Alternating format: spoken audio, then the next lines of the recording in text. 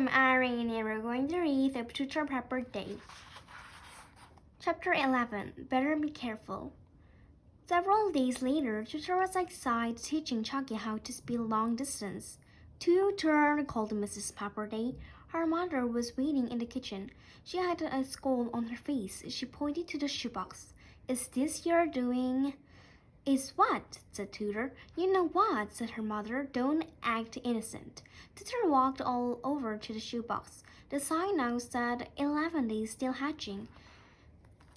She looked in. There was the egg dancing on its side, but there was a second egg too, standing in a corner with a face, a terrible face drawn in crayon, a face with a wicked mouth and green deckly teeth, a face with purple skin and horns, a face with eyes yellow and evil, eyes that glared at the other egg.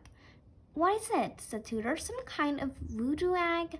Funny you should say that, said her mother. I was thinking the same thing. It looks like someone is trying to cast a spell on the good egg.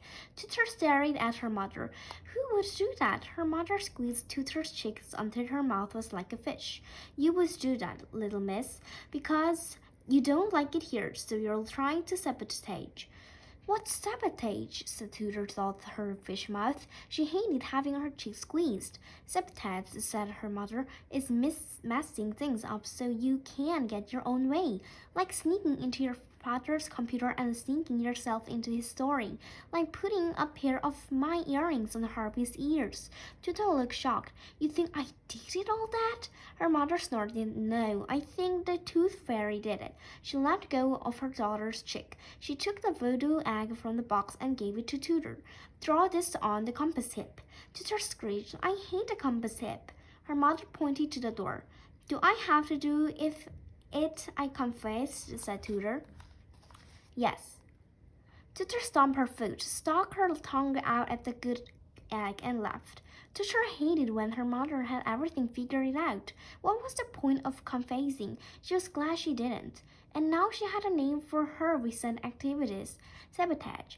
That was interesting. Tooter headed for the compass tip. She had a great idea. She didn't have to get near enough to smell it. All she had to do was pinch the egg from a safe distance, which she did. The egg fell short. Tooter pinched her nose, stomped up the wire fence, and drew the egg over. At last it was hard-boiled. Walking away, Tooter spotted the white-topped weeds, the one Aunt Sally had called Queen Anne's lace.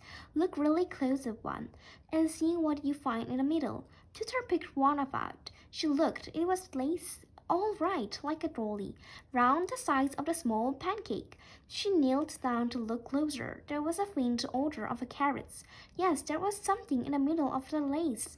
A spot, a flick, so small you'd never notice unless you got this close. The spot was black. No, purple. She looked closer, squinting, staring her eyeballs. It was a flower. The thinnest, tiniest flower she had ever seen. It would take a whole bucket of them to cover her fingernail. An almost invisible purple flower keeping its secret in a white, crotty bed of lace.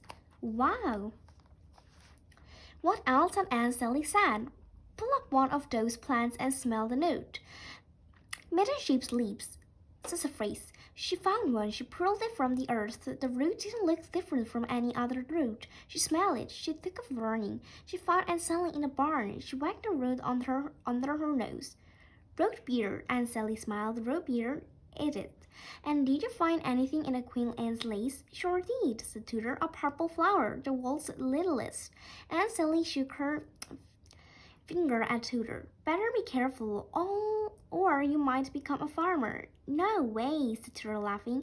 At dinner, Mr. Pepperday said, You know, that egg in there has been in the family for a while now. Don't you think we ought to give it a name? Humpy Dumpy, blinkered Chucky. Oof, said Herbie. Bubblebutt, said Tooter. Egbert, said Mr. Pepperday. The three governors agreed. Egbert is was. Now remember everybody, said Aunt Sally, when the time comes, no giving Egbert a helping hand. Chicks have to fight their way out of the shell. That's how they get the company to take on a word. Aunt Sally poured herself a glass of milk. And another thing, she said. She took a long swallow from her glass. The first critter it sees when it comes out of that shell. That's who it's gonna call Mama. Chucky laughed. Maybe it'd be Harvey urged. Tooter said nothing. It was not until after dinner that she realized she had eaten her vegetables. Thank you.